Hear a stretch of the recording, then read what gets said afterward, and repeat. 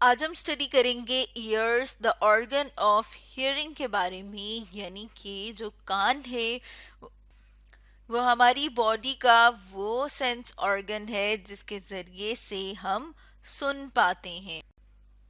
तो अगर हम अपने सामने यहाँ पर देखें तो हम देख रहे हैं ईयर को, यानी कि कान को। ईयर जो है वो सेंस ऑर्गन है जिसके ज़रिए से आसपास की सारी आवाज़ें, और इस टाइम जो आप मेरी वीडियो सुन पा रहे हैं वो इसलिए क्योंकि जो कान है उनके ज़रिए से हम चीज़ों को, अपने इर्द गिर्द जो भी आवाज़ें हैं उनको सुन पाते हैं।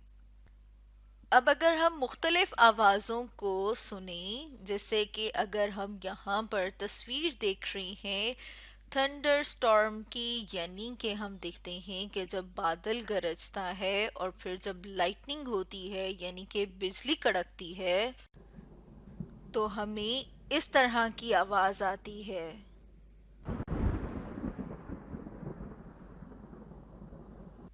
इसी तरह से हम अपने पास देखते हैं कि ये जो क्लॉक है, घड़ी है, इसे अलार्म क्लॉक कहा जाता है जिसके ऊपर अलार्म बजता है। जैसे कि हम सुन रहे हैं अलार्म की आवाज़,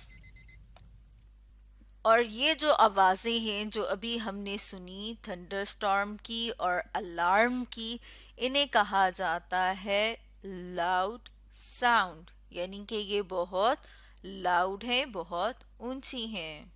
और कुछ आवाज़ें ऐसी होती हैं जिन्हें के सॉफ्ट साउंड्स कहा जाता है, यानी कि वो कानों को भली लगती हैं, नरम लगती हैं, सॉफ्ट लगती हैं। जैसे कि म्यूज़िक की अगर बात की जाए, यानी कि अगर कोई मौसीकी सुन रहा हो तो वो क्या है, वो उसके लिए सॉफ्ट साउंड है। इसी तरह से अगर हम देखें परिंदों की आवाज को, मतलब अगर परिंदों की आवाज को सुना जाए तो जैसे हम सुन रहे हैं परिंदों की आवाज को, परिंदों की आवाज को कहा जाता है बर्ड स्ट्रिपिंग, यानी कि जो परिंदे हैं वो बोल रहे हैं। तो ये जो आवाजें हैं ये सॉफ्ट साउंड्स हैं। इसी तरह से हम देखते हैं कि कुछ आवाज़ें जो होती हैं वो बहुत हाई होती हैं, यानी कि बहुत ऊंची होती हैं। इस तरह की आवाज़ों को कहा जाता है हाई साउंड्स।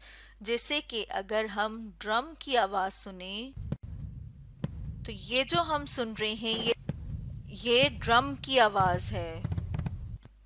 इसी तरह से जो बस का हॉर्न होता है उसकी आवाज़ भी बहुत हाई होती है, यानी कि बहुत ऊंची होती है।